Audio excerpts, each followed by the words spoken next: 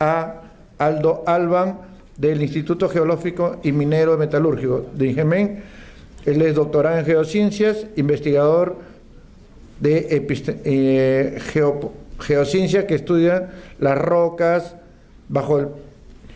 rocas sedimentarias y otros. Él nos trae el tema de registro de variaciones climáticas en los sedimentos durante el Mesozoico y el Cenozoico en el suroeste del Perú.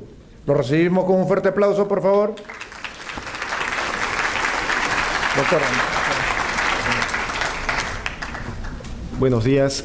Gracias a todos. Agradezco a Concitec por la invitación. Y bueno, aquí muestro mi equipo de trabajo. Está aquí listado.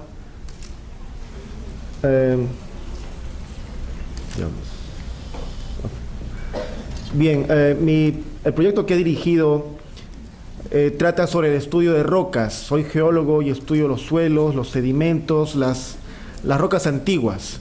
Y nosotros como INGEMET estudiamos las rocas con el objetivo de elaborar mapas geológicos.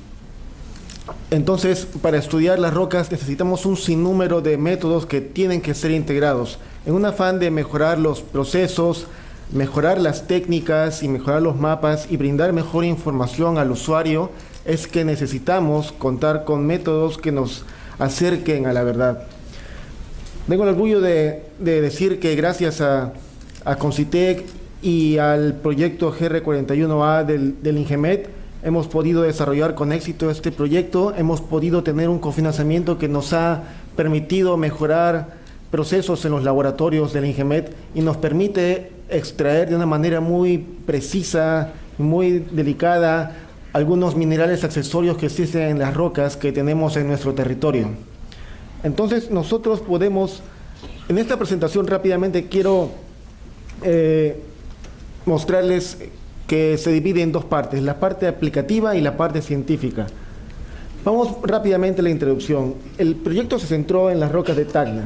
Tacna es una ciudad que está en el sur, fue fundado en 1855, sí, fue de vuelta a Tacna, a Perú, en 1999 después de la guerra.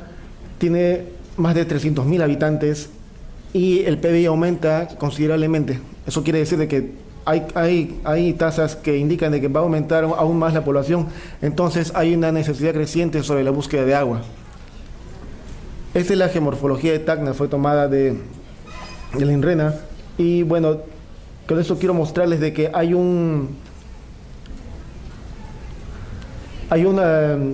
gran variedad de geoformas en Tacna, donde las partes más altas están indicadas en marrón y va decreciendo hacia el suroeste, donde están las partes más planas en consistencia con el contacto con el océano.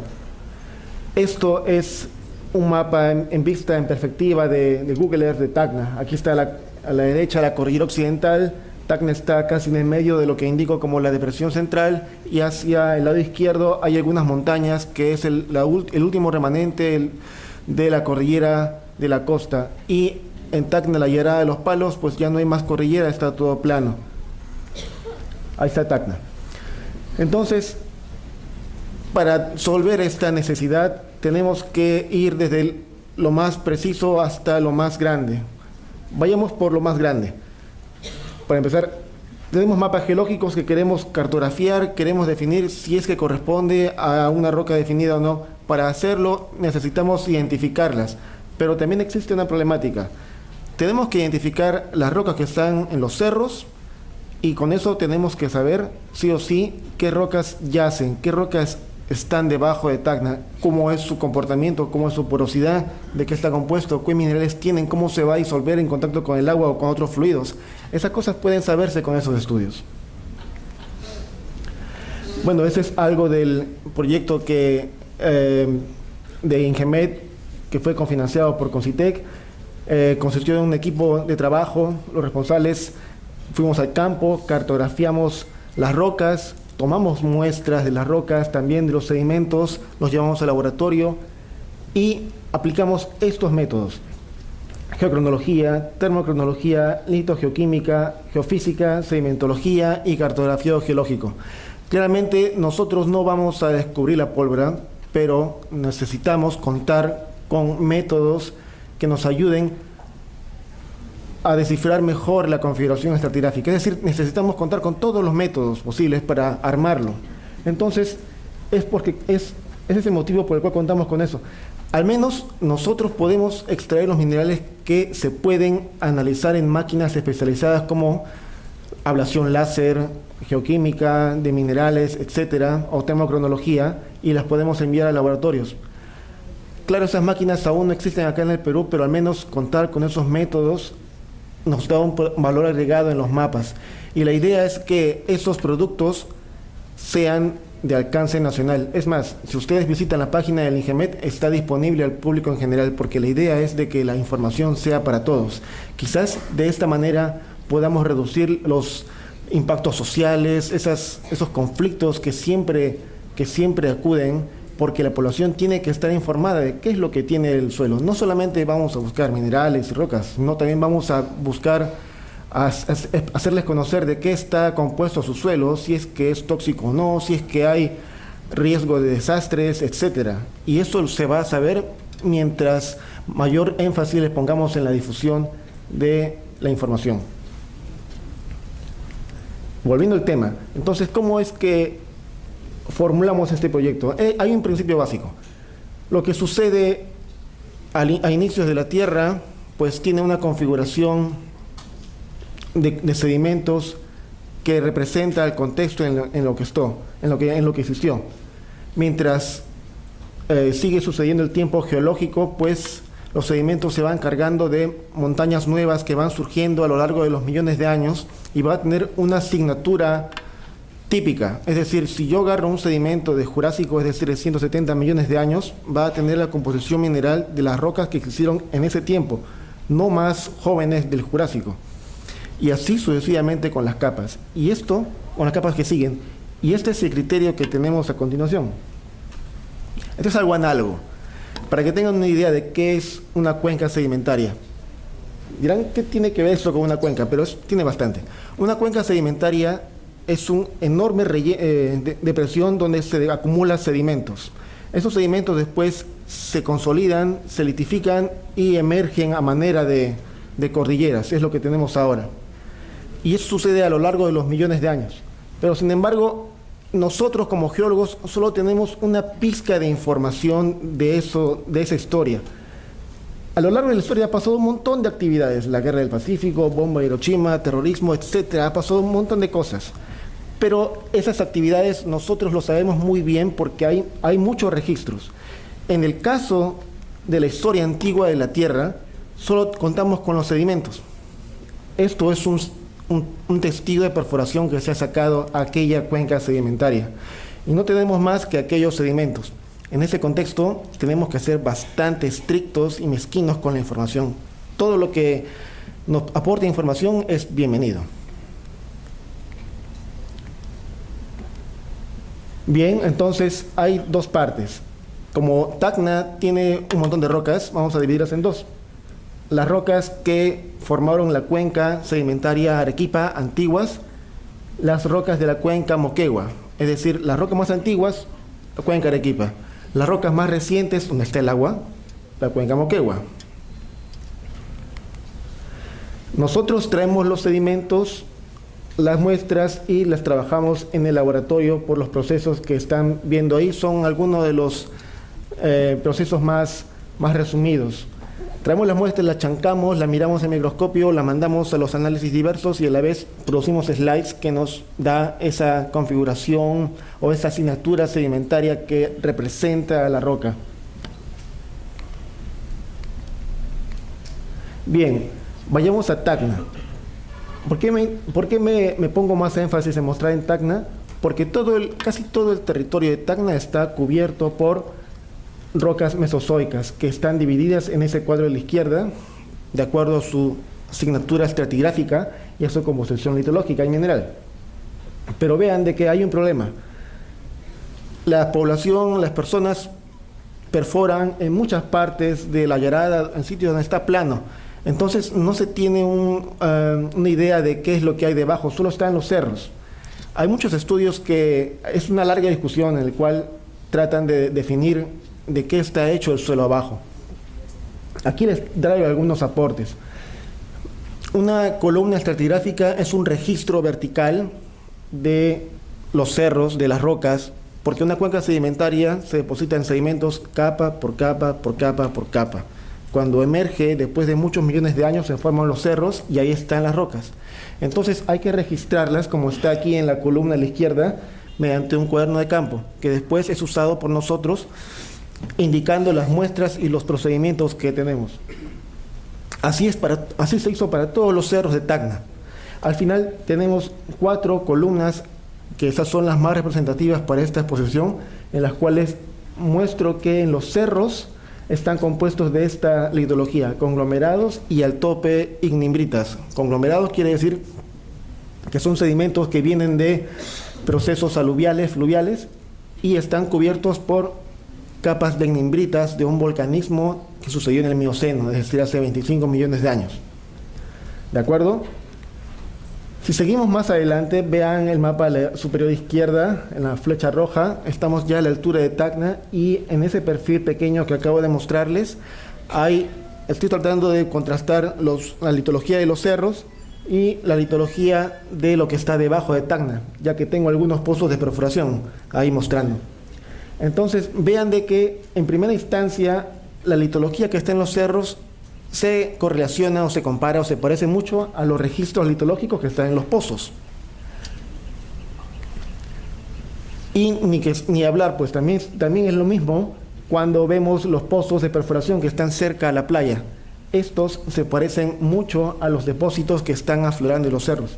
Entonces ya hay una premisa de que los depósitos que están ahí, debajo del suelo de Tacna, pueden ser los mismos que están en los cerros, simplemente que se han deslizado por fallas normales. Eso tiene muchas implicancias, tanto en la estratigrafía, en la cartografía, como en el entendimiento de la cuenca y la búsqueda de acuíferos, porque ya no hay solo un control litológico para la búsqueda de aguas, sino un control estructural que me indica que hay posibles fallas. Y eso también es muy importante considerarlo. Pero ¿cómo estoy seguro de que esas capas que están abajo son las mismas que están arriba? ¿Te acuerdas cuando le mencioné que si yo extraigo la composición mineral de las capas de los cerros, van a tener al final una signatura mineral? Eso se hizo en comparación con la signatura mineral de las rocas que están en los pozos de perforación.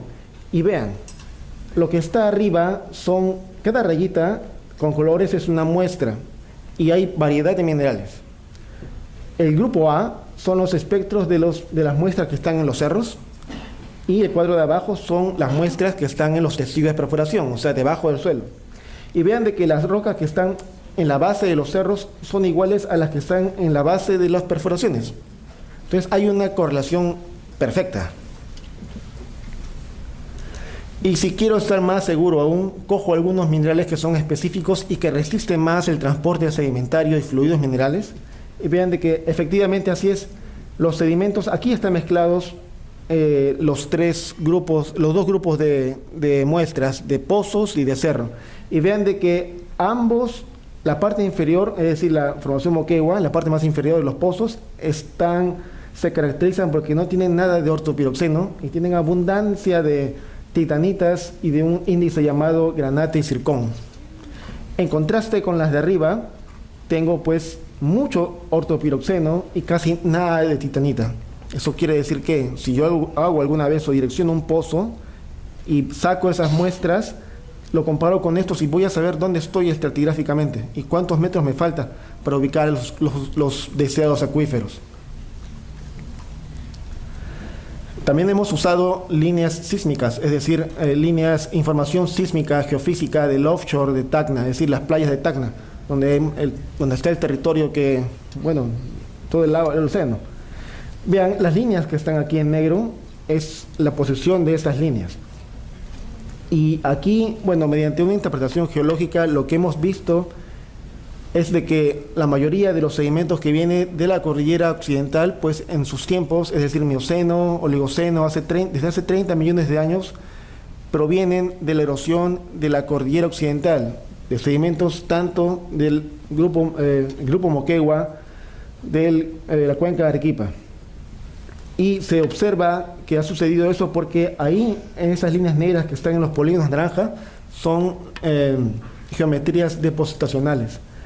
Y hay algo más interesante de todo esto, que las fallas o deslizamientos de bloques que estaba sospechando, pues se confirman ahí en líneas rojas. Existen esas fallas.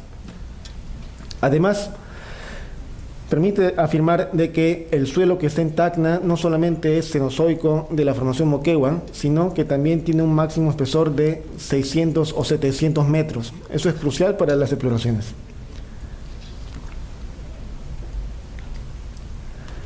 Estas son las líneas que trataba de explicarles. Las líneas rojas son aproximaciones o son potenciales bloques de deslizamiento que se han podido al menos delatar por la diferencia estratigráfica, que podrían ser contrastadas quizás con más información geofísica si es que se realiza en el continente. Entonces, al final tenemos esto. Tenemos una arquitectura estratigráfica de todo el suelo de Tacna, que está aquí mostrado. Los cerros aquí en los perfiles son los levantamientos y los pozos están ubicados en las zonas más llanas. Y en líneas negras muestro, como ya tengo el control litológico bien reflejado, bien documentado, las líneas negras o grises oscuras horizontales representan aquellos estratos que son de lutitas muy finos que podrían ocurrir como límites permeables para agua, mientras que no se ve ahí, pero las líneas punteadas, los conglomerados, están ahí las ocurrencias de agua subterránea. Para mencionar que ahí ha habido agua subterránea, claramente también se ha contrastado con boletines anteriores, personas que han trabajado bastante, como el gobierno regional de Tacna, el PET de Tacna. Y claramente afirmar de que tenemos 700 metros de espesor máximo de este tipo de sedimentos en Tacna. Entonces, al final, la configuración de Tacna está ahí. Y quiero recalcarles algo. Esta información, nosotros lo que pretendemos al proveer esta información es explicarles qué es lo que hay debajo del suelo de Tacna, y también se puede hacer lo mismo con la ciudad de Lima y con otras ciudades importantes. Y sobre todo, que esto sirva como una base, un argumento muy sólido para el ordenamiento territorial.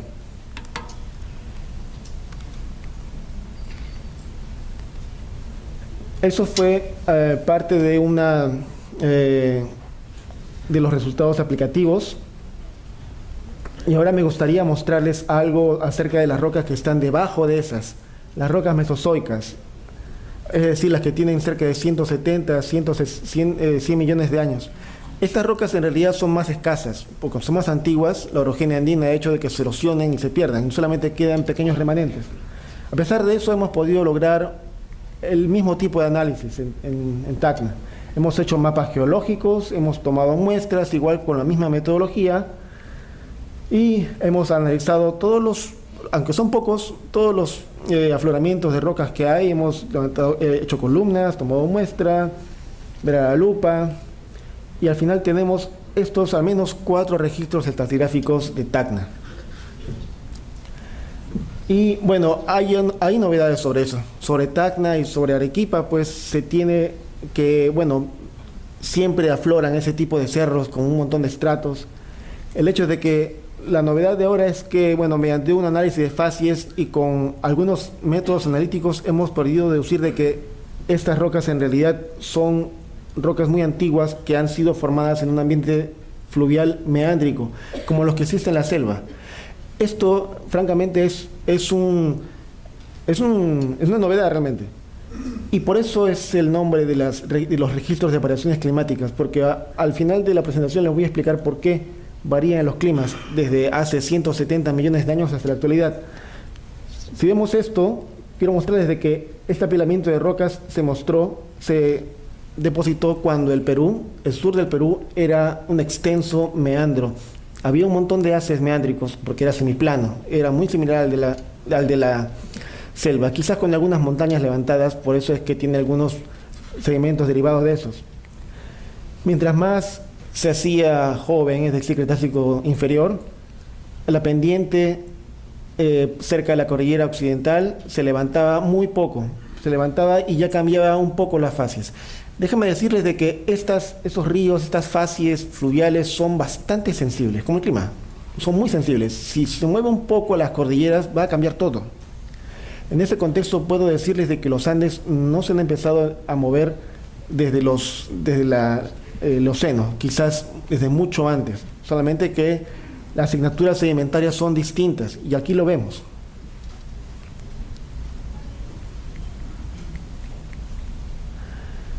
¿Por qué digo que son o que han sido meandros? Porque si vemos aquí esta columna estratigráfica de casi 1300 metros, aquí en puntos rojos les muestro algunas rocas que se han muestreado para extraer minerales y se han datados o se les dé la edad a algunos laboratorios extranjeros, y al final después de un tiempo nos dieron algunos cuadros con edades. Déjenme decirles de que estas edades, 500 millones de años, esos picos de 1205 y algunas edades de 2.2 gigaaños, esas edades son muy compatibles con las que existe en el cratón amazónico, que es la roca más antigua, más cercana del Perú. Y la única manera para que llegue tan lejos es porque era plano, como un meandro.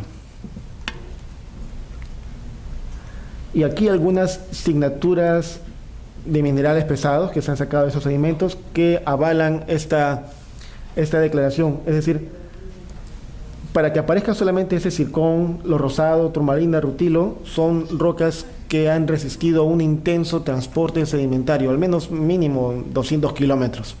Entonces una roca cuando se erosiona del cerro, pues va a cargar un montón de minerales, plagioclasas, feldespatos, pero mientras más lejos se va, se erosionan todos los minerales que son débiles, como la plagioclasa, los que acabo de mencionar.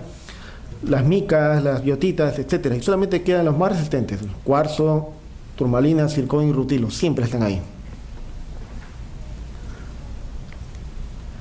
Y ese es un ejemplo más de que la influencia de rocas muy antiguas está ahí en estas rocas. Estos granos son zircones, pero los zircones usualmente son bonitos, tienen caras eudrales, bien formadas, pero cuando son metamórficos o han experimentado un intenso metamorfismo, se muestran así, redondos. ¿Y por qué menciono de que cuál es la aplicación de esto? Si nosotros entendemos de que es un meandro, podemos entender, porque es un acuerdo, hay muchos estudios que aseguran de que un meandro o un depósito meándrico fluvial pues puede extenderse más de 200 kilómetros o 300 incluso, como los actuales que conocemos. Y se extienden así con la misma configuración. Si se extiende con esa misma configuración, entonces las facies en las exploraciones o en la predicción de porosidad, acuíferos, van a poder ser consistentes. Yo voy a esperar que las mismas facies sean iguales en Arequipa, en La Joya, en Yura, con menores variaciones. Y claramente se va a poder refinar estudios, mapas geológicos, estudios especializados y fomentar la formación del científico. Aquí lo que vemos es un modelo evolutivo de la cuenca Arequipa, de las rocas antiguas, en los cuales ahora pues se entiende por qué se tiene tantos estratos largos, muy extensos, y que están muchas veces intercalados entre areniscas, lutitas negras. Areniscas, lutitas negras. Esa es la explicación más lógica que hay.